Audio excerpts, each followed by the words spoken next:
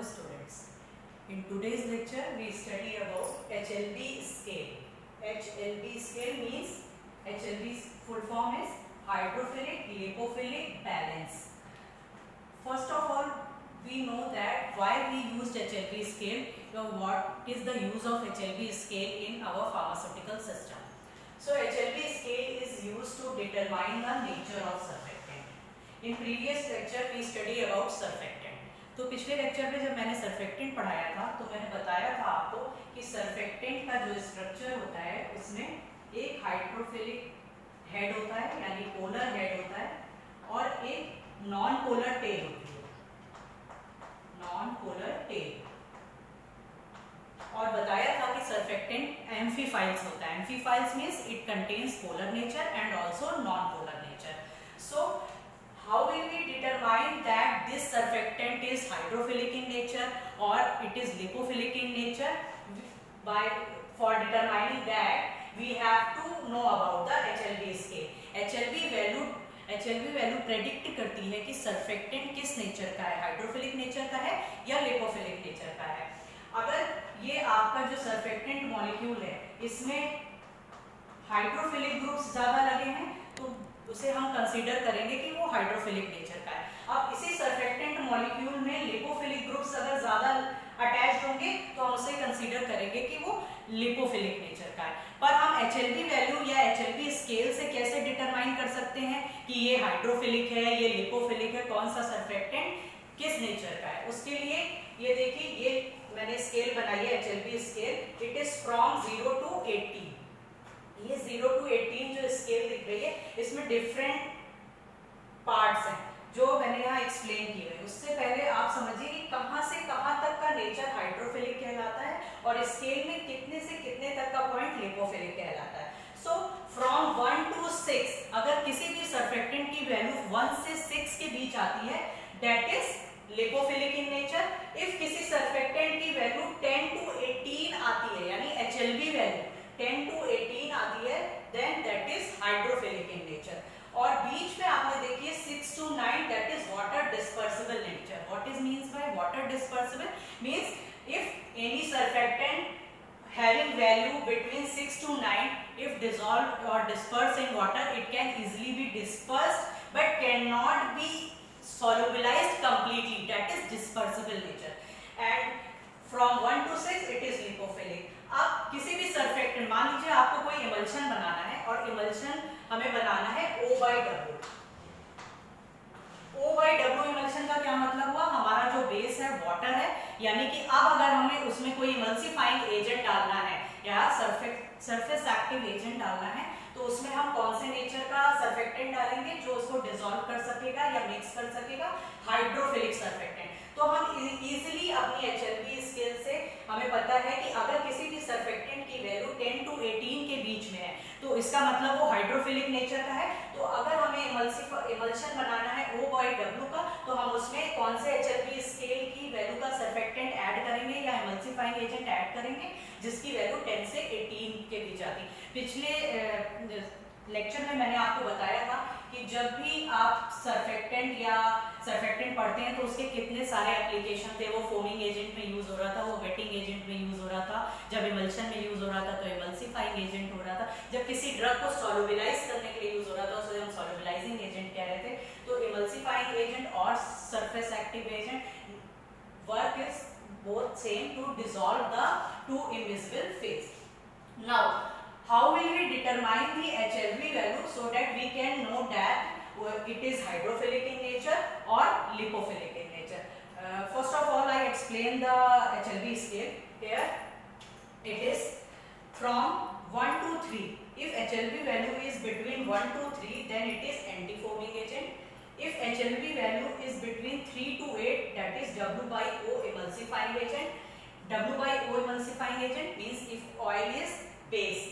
तो जब भी आप वाटर बाय ऑयल इमल्शन बनाएंगे तो उसकी HLB वैल्यू 3 to 8 के बीच में होनी चाहिए जिससे कि वो इजीली मिक्स हो जाए। एंटी फोमिंग एजेंट का मतलब है जब भी आप फोम्स क्रिएट, जैसे कि फोम्स आते हैं आपके शेव्स के लिए फोम्स आते हैं जहाँ पे सर्फेक्टेंट जहाँ पे फोम बनाने के लिए हमें उसे मिक्स करने के लिए आपको क्या डालना पड़ता है, जिससे कि ड्रग उसमें मिक्स हो जाए, आप उसमें डालते हैं इमल्सिफाइंग या सरफेस एक्टिव एजेंट जिसकी वैल्यू 1 से 3 के बीच में हो।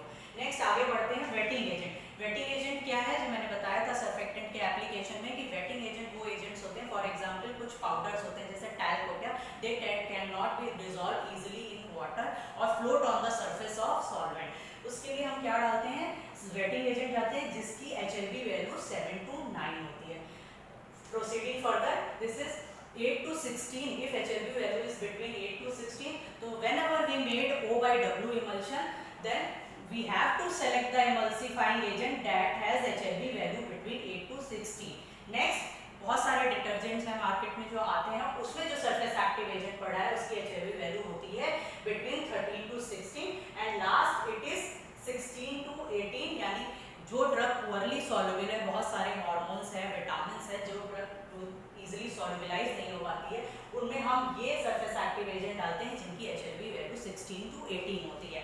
तो इस स्केल से हमें क्या समझ में आया, हायर द HLB वैल्यू, इस स्केल से हमें समझ में आता है कि higher the HLB value, so the nature of the surfactant is hydrophilic. If lower the HLB value, the nature of the surfactant is lipophilic. Questions आता है, for example, if HLB value is 1, then what is the nature of surfactant? Then the nature of surfactant is lipophilic. If HLB value is above 10 or 15 or 16, then the nature of surfactant is hydrophilic.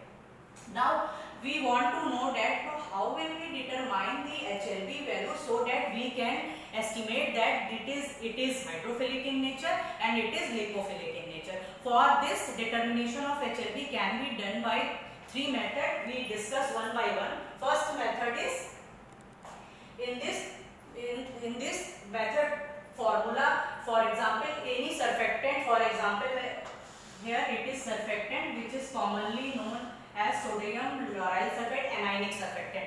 जब पिछली बार मैंने आपको surfactant पढ़ाया था तो उसमें पढ़ाया था कि एनायनिक सर्फेक्टेंट का सबसे अच्छा एग्जांपल होता है सोडियम लोराइल सल्फेट। इसमें लिपोफिलिक ग्रुप भी है, हाइड्रोफिलिक ग्रुप भी है। जब सर्फेक्टेंट पढ़ाया था तो ये बताया था मैंने आपको कि जो हाइड्रोफिलिक ग्रुप्स होते हैं, फॉर एग्जाम्पल सल्फेट ग्रुप हो गया, कार्बोक्सिलिक ग्रुप हो गया, हाइड्रोक्सिल ग्रुप हो गया, ये सारे क्या हैं, हाइड्रोफिलिक ग्रुप है। और लिपोफिलिक ग्रुप्स कौन से होते हैं, जैसे अल्काइल चेन CH3 CH2, ये सब लिपोफिलिक ग्रुप होते हैं। तो सोडियम लोराइल सल्फेट का फॉर्मूला होता है CH3 CH2 11 SO4-। इसमें आप देख रहे हैं ये क्या है, लिपोफिलिक ग्रुप है और ये क्या है, हाइड्रोफिलिक ग्रुप है। तो यानी इसमें हाइड्रोफिलिक ग्रुप भी है और लिपोफिलिक ग्रुप है जो कि अल्काइल चेन्स है। अगर किसी भी सर्फेक्टेंट में अल्काइल चेन्स अवेलेबल है और कौन से ग्रुप्स अवेलेबल है, for example sulphate, carboxylic acid, hydroxyl group, then we have to use the formula that is method 1 for calculating the HLB value. In this formula HLB is equal to sigma, means total number of hydrophilic group number minus sigma total number of lipophilic group number plus 7, ये formula है। तो अगर हम इसका example लें sodium लोराइल sulphate, तो इसमें हम देखते हैं कि हाइड्रोफिलिक ग्रुप यानी कि हाइड्रोफिलिक ग्रुप क्या है हमारा, सल्फेट है। और सल्फेट का जो ग्रुप नंबर होता है, सबके ग्रुप नंबर असाइंड किए गए। तो सल्फेट का ग्रुप नंबर है 38.7, तो हम यहाँ पे लिख देंगे 38.7 माइनस अब सिग्मा लिपोफिलिक ग्रुप कितने हैं, इसमें आप देखिएगा CH3 CH2 11, यानी 11 ये और एक 12, तो यानी कि हम इसे करेंगे 12 इंटू, क्योंकि CH3 और CH2 का ग्रुप नंबर होता है 0.475, तो 0.475, ठीक है। अब इसको सॉल्व करने के बाद +7, ठीक है। अब जब आप इसे सॉल्व करेंगे तो इसकी वैल्यू आएगी आपकी डिटर्जेंट्स के अराउंड, यानी कि HLB वैल्यू आपका लाई करेगा 13 to 16 रेंज में। इसका मतलब ये होता है कि जब भी आपके सोडियम लोराइल सल्फेट जैसे जो सर्फेक्टेंट होते हैं वो कहाँ पे लाई करते हैं, आपके डिटर्जेंट्स के उसमें। मींस जब हमारे पास कोई सरफेस एक्टिव एजेंट है जिसमें सल्फेट ग्रुप भी है और जिसमें आपका हाइड्रोक्सिल ग्रुप है या कार्बोक्सिलिक एसिड ग्रुप है या अल्काइल चेन्स है, तब हम ये फॉर्मूला लगाएंगे। इसके बाद आता है method 2 and method 2 we will discuss now. Method 2, coming to method 2, in this method HLB is equal to E plus P upon